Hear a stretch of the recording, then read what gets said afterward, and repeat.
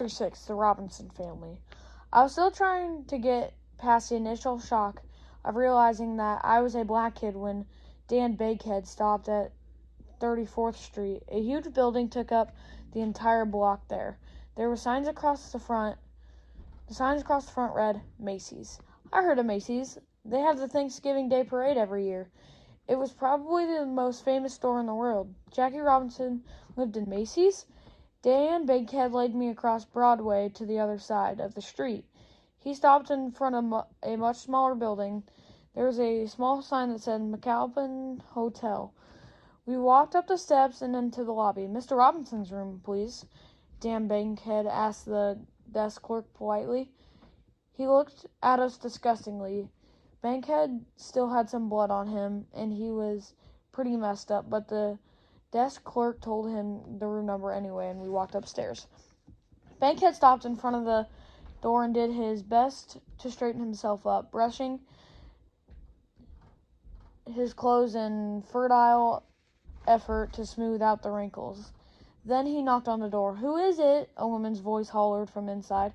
"Danny," Bankhead replied, winking at me. "And a friend." The door cracked open, and you can see a face of a black lady. She struggled to get the door open without dropping a tiny baby in her arms. The lady appeared to be in her early 20s. "Danny, what happened to you?" she asked, alarmed.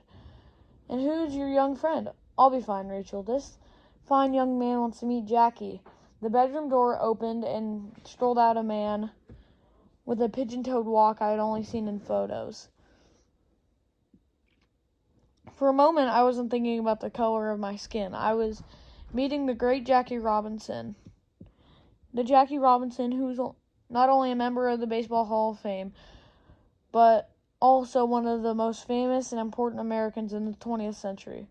Goose pimples rose up on my arms. I could hardly wait to get back home and start writing my report.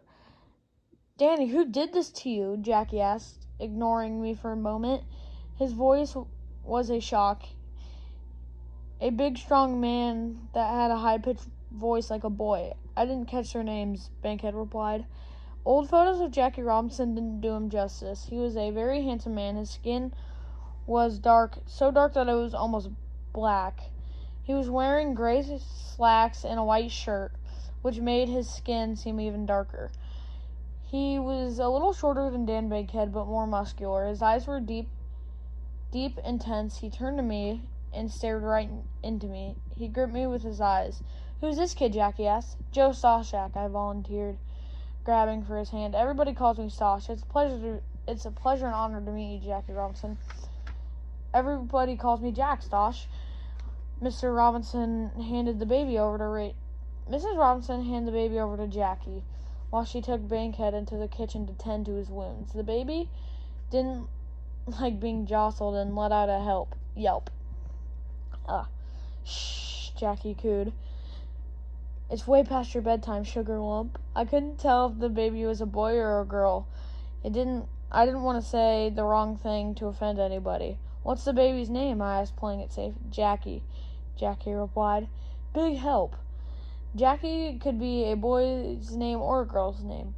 "He's 19 weeks old," Jackie said, glancing at the bags I had brought with me. "Where's your mama, son?" I wasn't sure what to say. I hesitated to tell anyone the whole story, how I traveled back through time.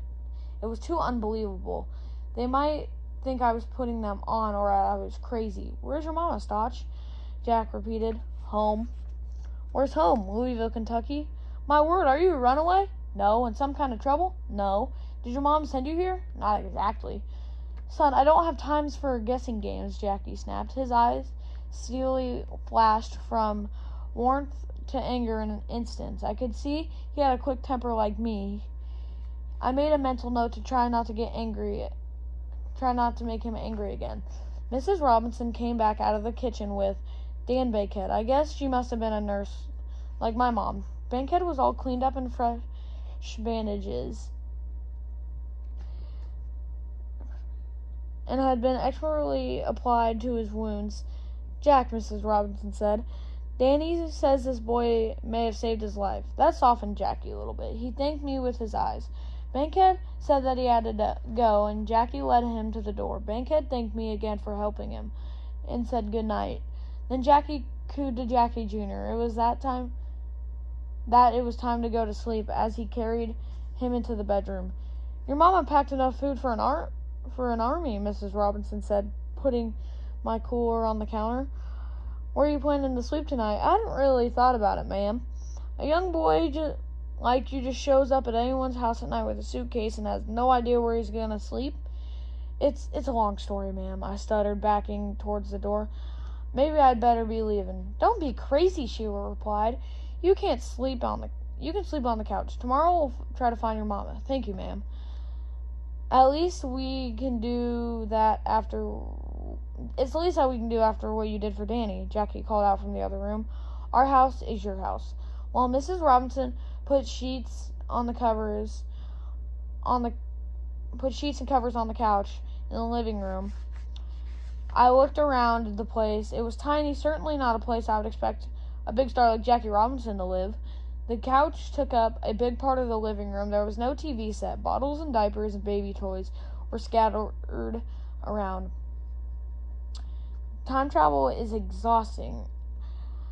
As soon as Mrs. Robinson finished making the couch for me, I dove into it. What's today's date? I asked before she turned off the lights. Monday, April 14th, 1947. Of course, 1947, she replied, looking at me curiously. Then she flipped off the light. I couldn't sleep. Can you blame me? Here I was more than 50 years into the past, sleeping on Jackie Robinson's couch, and I had somehow been turned into a black kid. I was too nervous and scared to go to sleep. It would have been impossible to sleep anyway, because Jackie Jr. kept waking up and crying every few hours during the night. The first time, Mrs. Robinson tiptoed out into the kitchen to warm up a bottle and feed it to the baby. The next time, Jackie did the honors. Sometimes in the middle of the night, he fed the baby. I saw Jackie tiptoe back into the kitchen. He poured himself a glass of milk and spooned some sugar into it and took a bag of bread out of the refrigerator and took out a slice. He sat down, dunked the bread in milk, and bit off a piece. Can't sleep, huh? I whispered. Jackie jumped out of his chair, almost spilling the milk all over himself. He must have forgotten I was sleeping on the couch. Opening day jitters, Jackie said, sponging the milk off the table. Baseball season starts tomorrow? Yeah. I hope you get some hits. It's just not about hits, Stosh, he said softly, looking at me with his eyes. What is it about, then? Jackie took a long time before answering. My grandfather was a slave in Georgia. My father was a sharecropper. All their lives, they never had a chance to better themselves. They were never allowed to better themselves because there were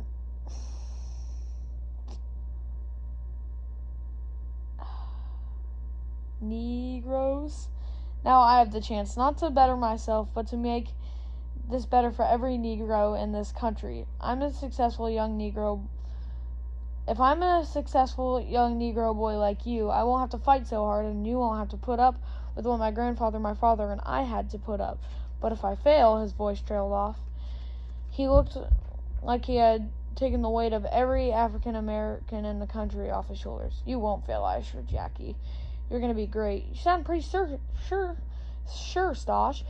I wasn't planning to tell Jackie or anybody else that I had come from the future, but as he stared at me with those piercing eyes, I felt compelled to tell him the truth. Mr. Robinson, I said, taking a deep breath, I know you're not going to believe this, but I come from the future. Excuse me? Jackie asked if he might not have heard what I said. I traveled back in time more than 50 years to meet you. You did, eh? Jackie chuckled, then went to look out the window. Funny I didn't see your spaceship parked outside. I hope the police didn't tow it away. I don't use a spaceship, I said, feeling a little angry that he was making fun of me. I use baseball cards to travel through time. Baseball cards, you say? Yeah, you see, I'm actually a white kid. I sort of turned black during the time travel procedure. I came here because I was doing a report on you at school for Black History Month. Wait a minute, Jackie said, holding up one hand and clutching his stomach with the other. I can accept that traveling through time may be possible, but I may even be able to accept a white kid can turn black. But Black History Month, at that, Jackie Jr. let out a large gaffow, and woke up the baby. You've got to be kidding! White kids from Kentucky studying art history? Now I know you're crazy. You don't have to believe me, I told Jackie, but because of people like you, there are going to be a lot of changes over the next 50 years. Wow. You're going to win Rookie of the Year award this year. I'll bet you on that. That's a bet I'll take any day, Jackie said, thrusting out his hand to shake him. There's no such thing as Rookie of the Year award. Jackie chuckled some more, and he came over to tuck me in. I like you, Stas, she said. Ha. Hey, do you want to come to the game tomorrow? To keep me company. Sure, I said. Who are you playing? The Braves? The Braves. Atlanta? Jackie looked at me with the same expression his wife had when I asked her the year.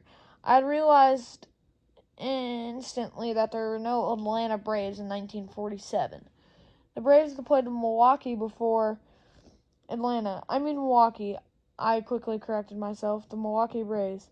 Jackie kept staring at me, the same puzzled expression on his face. I guess you don't follow baseball, he said. Of course I do. Before they moved to Milwaukee, they were the Boston Braves. How could I be so dumb?